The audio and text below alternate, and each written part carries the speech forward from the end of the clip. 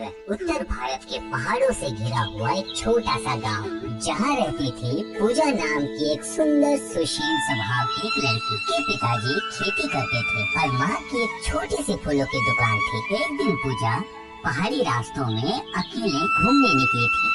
पूजा इतने सारे फूलों को देखकर उत्साहित हो गई और सारे फूलों को तोड़कर जमा करने लगी अपनी माँ के लिए।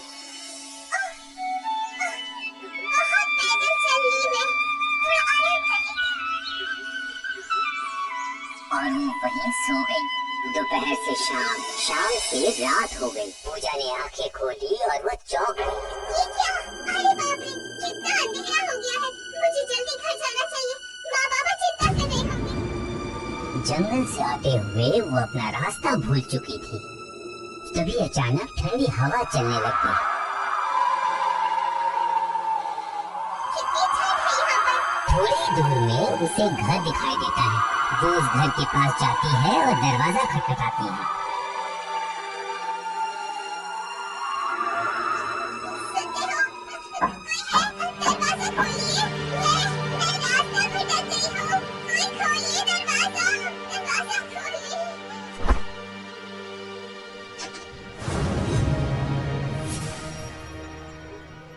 ये क्या? मैं कहाँ हूँ? ओह, मैं तो कल। अरे बाप रे, बहुत भूख लगी है।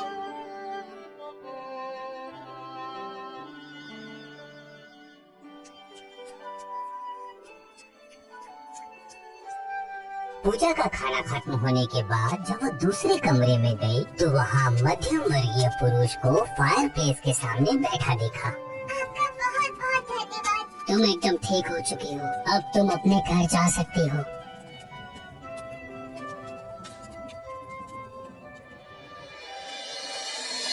जगह पर तो बहुत बर्फ गिर गई है, लेकिन यहाँ पर इतनी ठंड क्यों नहीं लग रही? यहाँ पर तो ठंड होनी चाहिए। जंगल में भी पता नहीं कैसी कैसी जगह होती है। पूजा, पूजा, पूजा। मैं जंगल से घर का रास्ता भूल गई थी माँ। वो जंगल की इस तरफ कभी नहीं आएगी। ठीक है माँ। भाई जो मुझे इंसान मिला वो बहुत अच्छा था। वो इंसान इतना बीमार था, फिर भी उसने कुछ बोला क्यों नहीं? मैं एक बार जंगल में फिर से जाती और जाकर उस आदमी के बारे में पता करती। हाँ।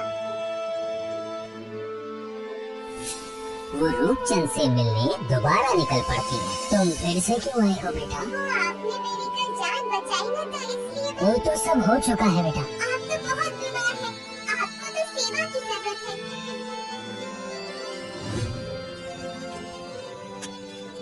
आप ये खाओगे तो आपको आराम मिलेगा।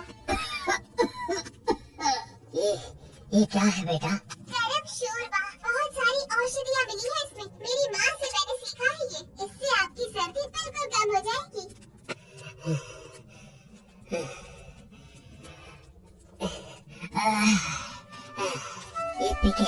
ये पी के मुझे बहुत आराम लगा बेटा। उसके बाद पूजा प्रत्येक दिन उनके घर जाने लगी और ऐसे बीतते गए 2 बरस। तब पूजा की उम्र थी 18 साल। एक दिन रूपनगर के फसल पर टिड्डे दल का आक्रमण हुआ। वो एक एक करके सभी फसल नष्ट करने लग गए।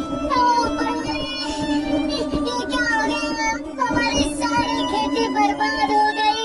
इस सालों के मुकाबले इस बार बहुत सारी टिड्डियाँ आई है। गांव की सारी फसल नष्ट हो चुकी है। मेरे पिताजी ने पूरी रात इसी चिंता में निकाल दी। इस बार फसल अच्छी नहीं हुई तो हमारे पूरे गांव वाले भूखे प्यासे मर जाएंगे। बेटा तुम रो मत। तुम्हारा रोना मुझसे बर्दाश्त नहीं हो रहा बेटा। तुम थोड़ा इंतजार करो।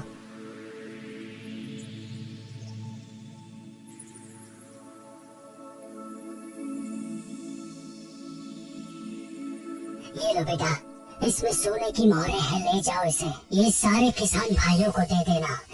उम्मीद करता हूँ कि इससे तुम्हारे गांव वालों की मदद हो जाएगी और उन्हें बहुत शांति मिलेगी। लेकिन किसी को पता नहीं चलना चाहिए कि तुम उनकी सहायता कर रही थी। अच्छा ठीक है, वही होगा।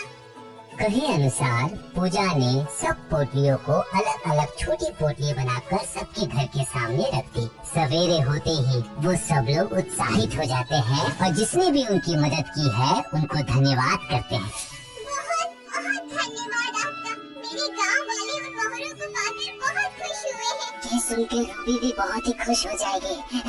उसे बहुत ही खुशी मिलेगी। ये रूबी कौन है? मेरी पत्नी। आपकी बीवी? कहाँ है वो? इस मकान के दूसरे कमरे में सो रही है रूबी।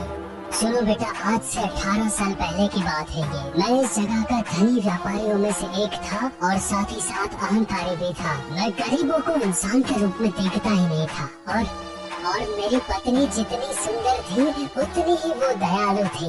उस दिन मेरे घर पे बहुत सारे मेहमान आए थे और बहुत ही सारे खाने पीने का भी इंतजाम किया था। और उसी वक्त ठंड में कपकपाती हुई एक बुढ़िया आई।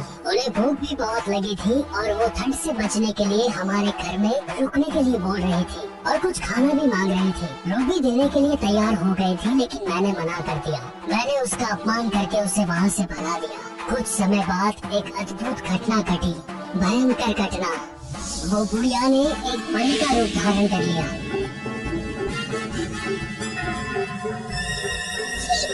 कितने निर्दयी इंसान हो तुम। मैं तुम्हें श्राप देती हूँ। आज से तुम्हारा शरीर कभी स्वस्थ नहीं रहेगा और जिंदगी भर तुम इसी घर में सड़ते रहोगे। तुम्हें हमेशा ठंड लगती रहेगी। पूरा जीवन तुम्हें धूप की किरणें दिखाई नहीं देंगी और तुम्हारी बीवी जिंदगी भर बिस्तर पर सोती रहेगी। लेकिन हाँ, अगर किसी दिन कोई तुम्हारे दरवाजे पर आया और तुमने उसकी मदद की या फिर किसी गरीब इंसान के चेहरे पर तुम्हारी वजह से मुस्कान आई, तो ये श्राप अपने आप ही खत्म हो जाएगा। देखो यही है मेरी पत्नी रूबी। मेरा गलत काम का परिणाम आज रूबी सहन कर रही है। देखो कैसे सो रही है। आप बिल्कुल भी निर्दयी इंसान नहीं हैं। आपकी बीवी एकदम सरल। मेरी पत्नी, मैं तुमसे बहुत प्यार करता हूँ। क्या मेरा प्रायश्चित अभी तक खत्म नहीं हुआ रूबी? उठ जाओ रूबी, उठ जाओ। मेरा यकीन करो, मैं सच में बदल गया हूँ। वो अहंकारी नहीं रहा। रूबी उठ जाओ रूबी, उठ जाओ। अब मैं सीख रहा हूँ कि प्यार से लोगों की कैसे मदद की जाती है। रूबी उठ जाओ रूबी। क्या तुम अभी भी नहीं जागोगी रूबी?